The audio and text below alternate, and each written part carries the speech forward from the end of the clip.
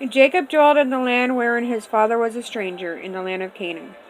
These are the generations of Jacob. Joseph, being 17 years old, was feeding the flock with his brethren.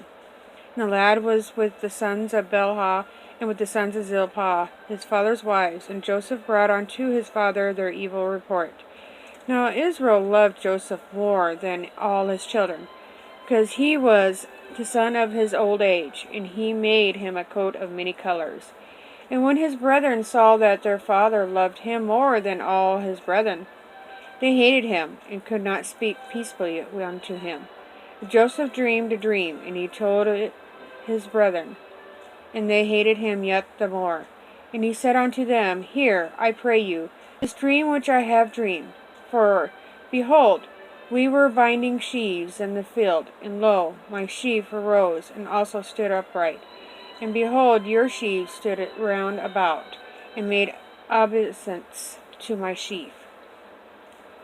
And his brethren said to him, Shalt thou indeed reign over us, or shalt thou indeed have dominion over us? And they hated him yet the more for his dream and for his words. And he dreamed yet another dream, and told it his brethren, and said, Behold, I have dreamed a dream more.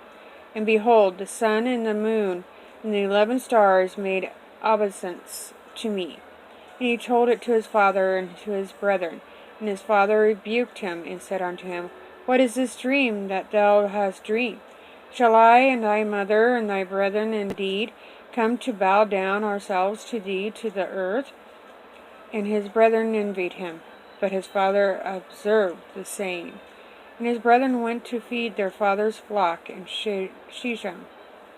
And Israel said unto Joseph, Do not thy brethren feed the flock in Shechem? Come, and I will send thee unto them. And he said to him, Here am I. And he said to him, Go, I pray thee, see whether it be well with thy brethren, and well with their flocks, and bring me a word again. So he sent him out of the vale of Hebron, and he came to Shechem. And a certain man found him, and behold, he was wandering in the field. And the man asked him, saying, What seekest thou? And he said, I seek my brethren. Tell me, I pray thee, where they feed their flocks.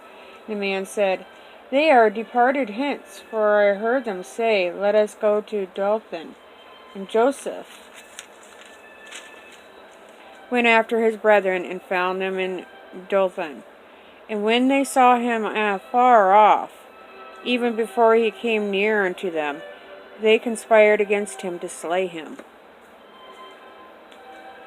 They said one to another, Behold, the dreamer cometh. Come now, therefore, and let us slay him, and cast him into some pit, and we will say, Some evil beasts have devoured him, and we shall see what will come of his dreams. And Reuben heard it, and he delivered him out of their hands, and said, Let us not kill him. And Reuben said unto them, Shed no blood, but cast him into his pit that is in the wilderness, and lay no hand upon him, that he might rid him out of their hands, to deliver him to his father again. And it came to pass, when Joseph was come unto his brethren, that they stripped Joseph out of his coat of many colors that was on him. And they took him, and cast him into a pit, and the pit was empty, there was no water in it. And they sat down to eat bread, and they lifted up their eyes, and looked, and behold, a company of Ishmaelites came from Gilead with their camels, bearing spicery and balm and myrrh, going to carry it down to Egypt. And Judah said unto his brethren, What profit is it if we slay our brother, and conceal his blood? Come, let us sell him to the Ishmaelites, and let not our hand be upon him. For he is our brother in our flesh. And his brethren were content. Then there passed by Midianites merchantmen, and they drew and lifted up Joseph out of the pit, and sold Joseph to the Ishmaelites for 20 pieces of silver, and they brought Joseph into Egypt. And Reuben returned unto the pit, and behold, Joseph was not in the pit, and he rent his clothes. And he returned unto his brethren, and said, The child is not, and I whither shall I go? And they took Joseph's coat and killed a kid of the goats, and dipped the coat in the blood.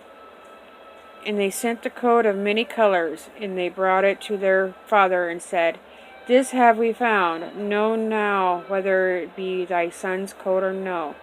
And he knew it, and said, It is my son's coat, and evil beasts have devoured him. Joseph is without doubt rent in pieces. And Jacob rent his clothes, and put sackcloth upon his loins, and mourned for his son many days. And all his sons and all his daughters rose up to comfort him, but he refused to be comforted. And he said, For I will go down into the grave unto my son mourning. Thus his father wept for him. And the Midianites sold him into Egypt unto Potiphar, an officer of Pharaoh's, and captain of the guard.